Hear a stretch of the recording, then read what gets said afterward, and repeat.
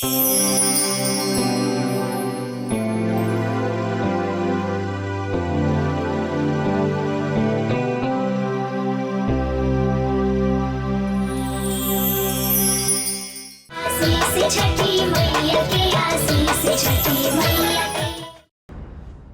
भूरा मूछ वाला 3 आदमी पर ही साड़ी वाला आइडिया ट्राई मार लेनी चाहिए, लेकिन ऊ ना मिलल जेकर हमनी के तलाश बा। नाराज होके पन्नू सिंह भी साथ देवे से इनकार कर दे लिया। पार्वती दीदी हमके कुछ ना बुझाई, तू ही बताव आगे का प्लान का बा। रोशन, अरुण, सोचत सोचत हमरो दिमाग फेल हो गइल बा, लेकिन बच्चा के खोजल जरूरी बा। माई के बिना बच्चे की का हाल हुई ये हम जानी ले। हम तो दादी की गोद में बड़ा हो गई, लेकिन वो छोट बच्चा बा, ना जाने केकरा लगे हुई हूँ।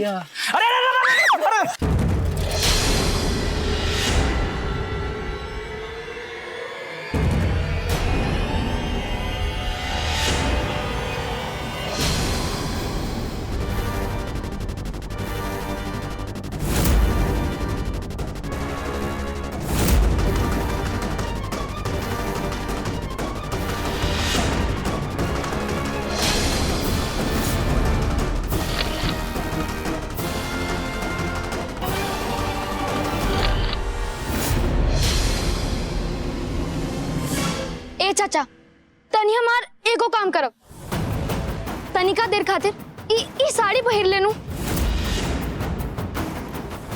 साड़ी पहन एक तक के गिरा दे ले, मारा चप्पल से पड़ाक से चल साड़ी पहन। हट हट साड़ी पहन।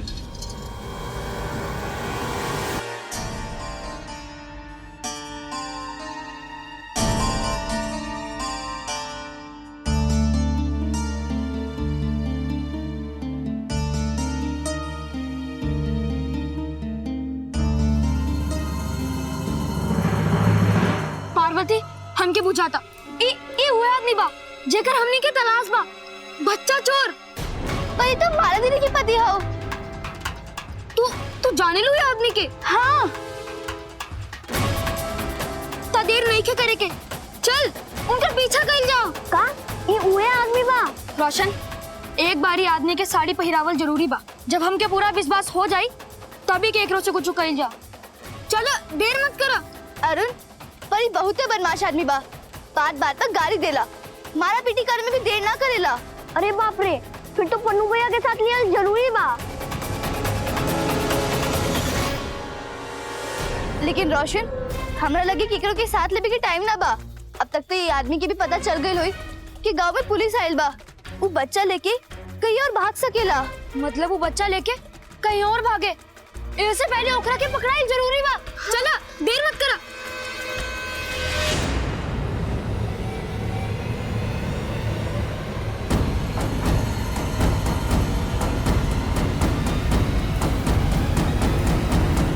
कैसे भी करके ये आदमी की सारी पहिरावट जरूरी बा।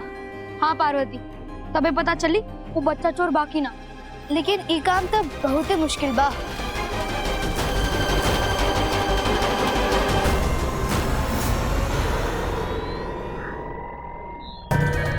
ई तो उहर लड़की बिया जौन वह दिन हमारे घरे में आयल रहली है। ये दूगो लड़का लेके यार कहाँ बतिया, इन्हनी के भीतर आवे से रोके के पड़ी।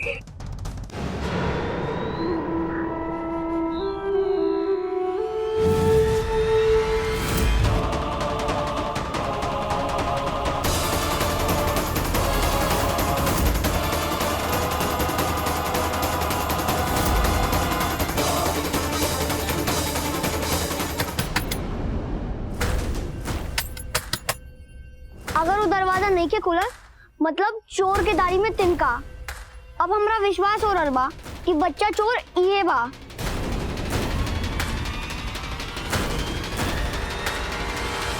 क्या बात है बच्चा लोग, कुछ चाहिए का? एक मिनट, कहीं जाए से पहले ताला बंद करे के पड़ा ला बच्चा लोग। हाँ तब बताओ बच्चा लोग क्या बात है? हमने तो माला दीदी से मिले खातिर आइल बानी। अच्छा, लेकिन वो तो घर में नहीं खे, अपने नैहरे गइल बाड़ीन। कुछ काम होकर कुछ कहे होकर बतावा, हम बता दे, वरत हम जात हई। ना ना कुछ जरूरी बात ना बा, हमें सब तो ऐसे ही माला दीदी से मिले खातिर लाल रही। अच्छा ऊ नेक औरत बड़ी, उ दिन हमरा वो बदमाश बच्चा से बचौले रही। अच्छा अच्छा, तो बात ही बा। एक काम करा, देखा अब हम कहीं जाते हैं, बहुत जल्दी बाड़ी, बाद में आइया, ठीक बा? तो लोगन चला चला बाद में आइया, हम तनी जात हैं कहीं।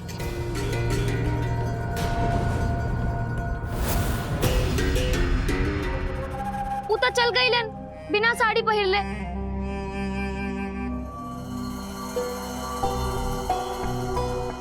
अरे लेकिन माला दीदी के कपड़ा तो एजे रह गल।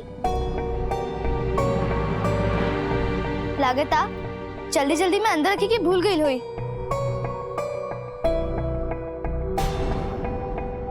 खिड़की भी खुलल बा, हमका कुल कपड़ा एक खिड़की से अंदर रख देता नहीं, ना तो के चुरा ली या फिर हवा से उड़ के कहीं चल जाई।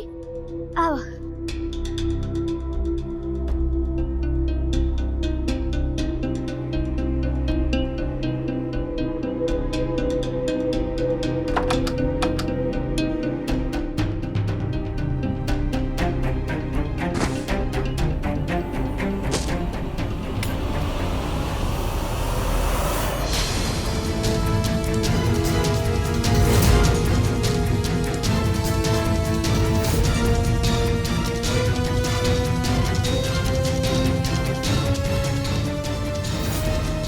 खिलौना बा जब हम सोच के घरे देख रही, पर माला दीदी के घरे तो कोई बच्चा नहीं है, फिर ही खिलौना।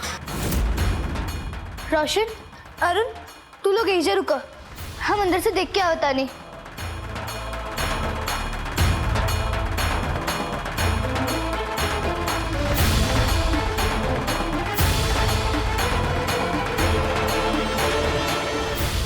रोशन, घर में तो केहू नहीं के, फिर पार्वती घर के अंदर काहे गई बाड़ी? अब हम का बताई, वो हमके बता के थोड़ी ना गई बाड़ी अंदर। छठी बहन, पार्वती में भरपूर हिम्मत और उत्साह बा, लेकिन उनकर जैसन बुरा समय चल रहा बा, ऐसा ना हो कि कहीं बच्चा चोरी के साथे साथ कोनो और लांछन भी लग जाए। सूर्यदेव, सुख आ दुख धूप और छाव के तरह बा। सुख के बाद दुख, आ दुख के बाद सुख। परिवर्तन प्रकृति के नियम बा, लेकिन मनुष्य या कोनो जीव प्रकृति के भरोसे तो बैठल ना रह सकेला।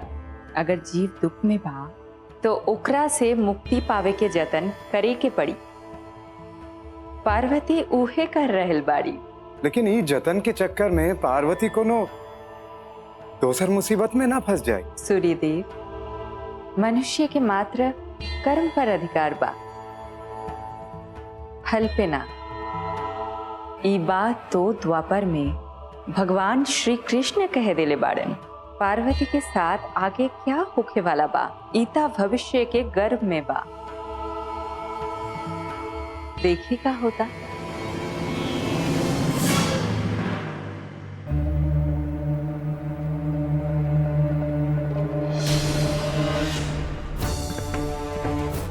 अरे माला दीदी तो एजे सुतल बाड़ी, एकर मतलब बा इनकर पति हमनी से झूठ बोलने बाड़े। ई खिलौना हुबहू सोहन चाचा के बाबू के खिलौना जैसन बा। कहीं माला दीदी के पति ही तो बच्चा चोर नहीं खन। अगर एक बच्चा चुरावले बाड़न तो बच्चा एक ही घर में ही होई।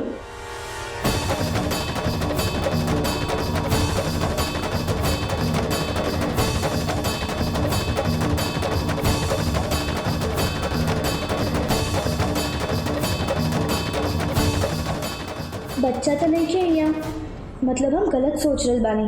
बाकी वो झूठ काहे कहलन कि माला दीदी नैहर गल बाड़ी।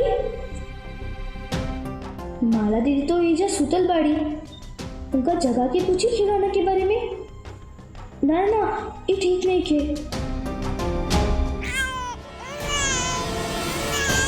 बच्चा रोबे के आवाज कहाँ से आ रहल बा? एक कमरा से ना, भीतर वाले कमरा से आ रहल बा। माई रे माई, पर्वतिया को लेके हमके बहुत टेंशन हो रहा बा। बेचारी पर बच्चा चोरी के केस थाना में लिखाइल बा, पुलिस आयल रहे, इन्वेस्टिगेशन चल रहा बा।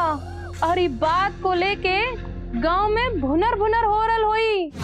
जितना मुंह उतना बात। पार्वती के तो 10 दुश्मन बन गईले होई। और कितना देर से पार्वती घर से गायब बाड़ी। हमके तो बहुत टेंशन हो रहा बारे स्वीटिया, जाने आगे का होके वाला बा। अरे स्वीटिया, एक बेरी गांव में जाके देख ना बिटिया, वो पार्वती केने गईल। ना तो ऐसा ना हो कि वो दरोगा हमनी के लेके जेल चला जाए। जाना बेटी। एक कालीकांत, तनी प्रिया के फोन लगा के देख तो कहीं उज गए तो पार्वती नहीं केनु। ठीक बा अम्मा। पंडित जी,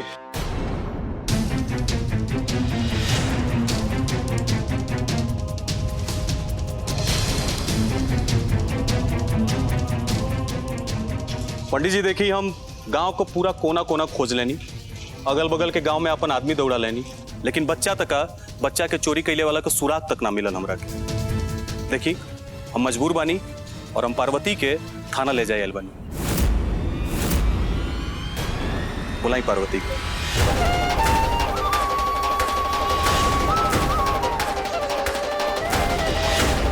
दरोगा से रहम करे, पार्वती बच्ची बड़ी।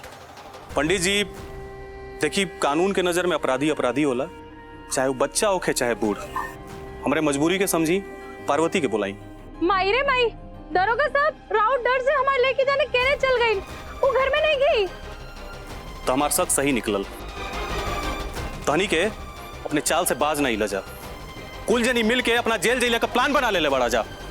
राम सिंह, लगाओ हाथ करिए लोगन के, ले चला थाना। हाँ हाँ, ले चली।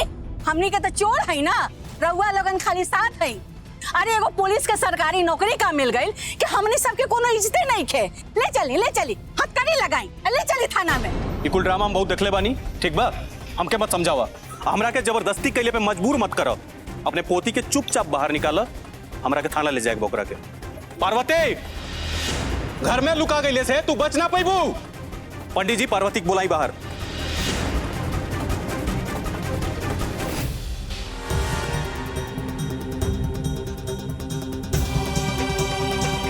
पार्वती, हम जाने ले तोरा अंधेरा से डर लागता, लेकिन बाबू की खोजल खातिर हिम्मत दिखावे के पड़ी। आगे बढ़, बच्चा एजा कहीं छुपल बा, खोजा बच्चा के।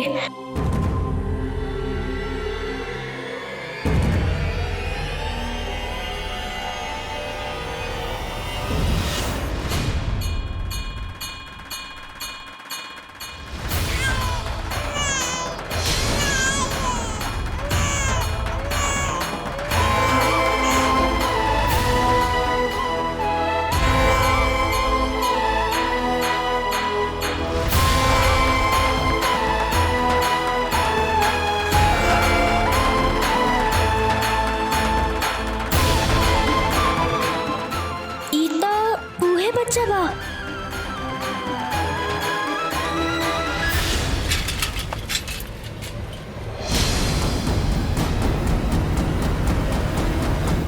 ये बच्चा लोग अब ले एजा बाड़ा। इन्हन के हम झूठ बोलनी ताकि कुल अपने घरे चल जा। इन्हन के कोनो फर्क नहीं पड़ल। और हो लड़किया नहीं लौकतिया, कहीं ना हमारे बारे में सब कुछ जानते नहीं कैला। कोनो बड़का ड्रामा करे के पड़ी अब। अरे ये आदमी तो वापस आ गई। अब पार्वती अब लेकर घर के अंदर बाड़ी। अब क्या हुई?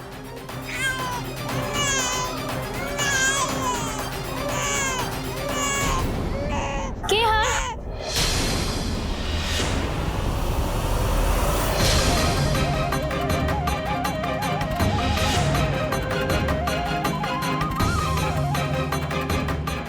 पार्वती तू?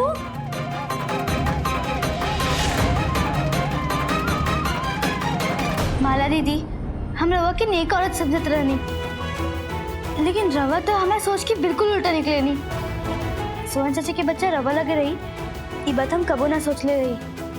रवा ही ठीक ना कही नहीं। क्या करत है रे? हाँ? बोल, और लड़की के घर बिया बताइबे नहीं ना। ते अब तो की चाकू घोपी दे। बोल बोल, लड़की कहाँ भेजे? बोल बोल जल्दी। ओ घरे गई भैया, हम जाता नहीं। रोशन चला। हे क्या क्या क्या चला? यहीं पेट्रोल में घोप दे, कहीं गए लेते।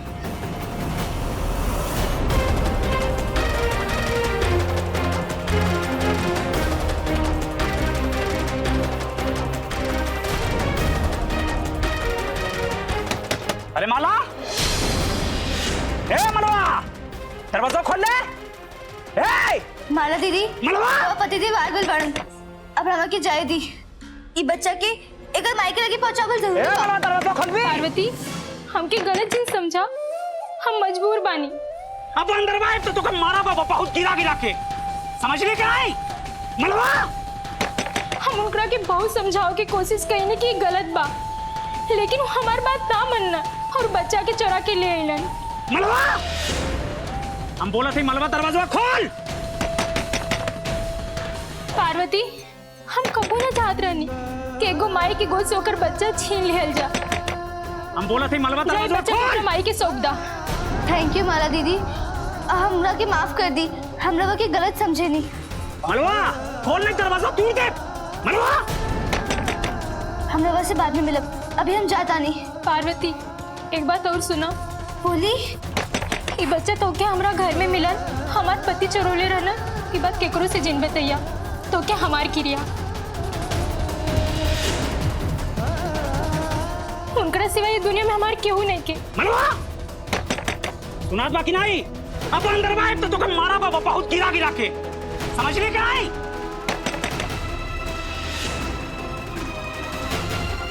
भाग्या ना, समझ ले। माला, ठीक बा माला दीदी, रवा चिंता मत करी। सोहन चाची के बाबू रवा लगे रहे, ये बात हम केहू के ना बताई। बच्चा मिल गई, इतना ही काफी बा। अब हम जाता नहीं, रवा रोई मत। रुका, इन्हें से जिन जा। अंदर वाले कमरा की खिड़की से बहरे जा। इन्हें हमार पति बाड़न, वो देख लिए तो तोके जाए ना दिए। चलो। देख मलवा, दरवाजा खोल नहीं था अंदर आ जाए ना तो कहता जुतिया की नानी याद आ जाए। तोर खोल। खिड़की ऊंचाई पर बा, वही हम बच्चा को उतार देता नहीं कैसे भी, फिर तू भी उतर जाइया, ठीक है?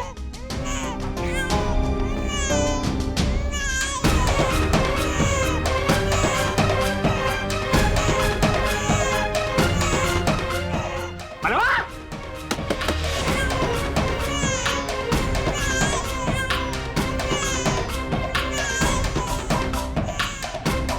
माला दीदी, अब हम जाता नहीं। बच्चा के ऊपर मायके लगे पहुंचावल जरूरी बा।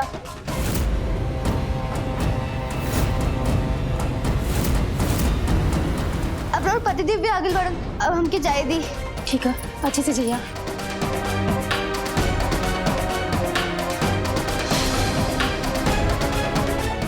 बच्चा क्यों नहीं गिर? माला दीदी, बच्चा तो इजा नहीं गिर ना, बच्चा मारे टोकरी। अब क्या लेके गई? रुका! हे भगवान, अब बच्चा के ले गई?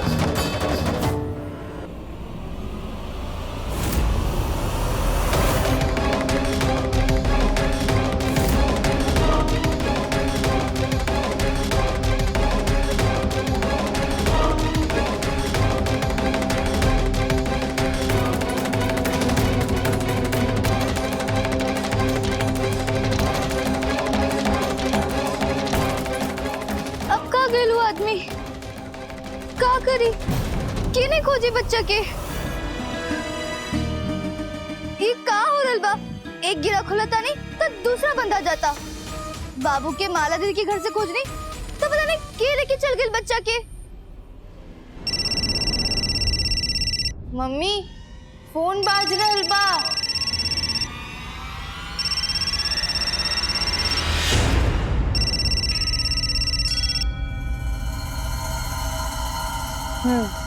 मालकिन इस सोहन के लइका हमरा लगे बा। मालकिन परबतिया नु बच्चा के खोज ले रहे। मालकिन तो अच्छा भइल कि हम परबतिया के पीछा कइनी। हम परबतिया के बात छिप के सुन लेनी। हाँ मालकिन, जब हम केकरो की पकड़ के इशारा करी तो तू दौड़ के ओकर पकड़ ली है। ठीक बा। पहले हम भूला मुछ वाला आदमी के खोजब, फिर ओके साड़ी पहराई और तू के पहचान लिया, और फिर जब वो भागे लगी है तब पन्नू भैया दौड़ के ओकर पकड़ ली है। अरुण, साड़ी पहरावे के बाद चोर के तो तू चीन ले बुनू। हाँ, हम देखते ही छीन ले। बच्चा चोर के फोटो हमारे दिमाग में छप गई बा। मालकिन तो समझ रही नो, परबतिया जैसे लइका के ढूंढ लेला, हमारा के धोखा देके लइका के लेके भाग गई नी। चिंता मत करी, क्यों नहीं के देख ले हमरा। हमार तो चेहरा गमछा से ढकल रहे। हो मालकिन। ठीक बा। मालकिन ई लइका के परे के का बा वही तो बताई। हम तोरा के थोड़ी देर में फोन करके ई बताई कि वो बच्चा के का करे के बा, बुझाई? वो बिल्कुल चिंता मत करी, ई खेल में हमू पक्का खिलाड़ी बानी। निश्चिंत रही रहुआ। ठीक बा, फोन रख।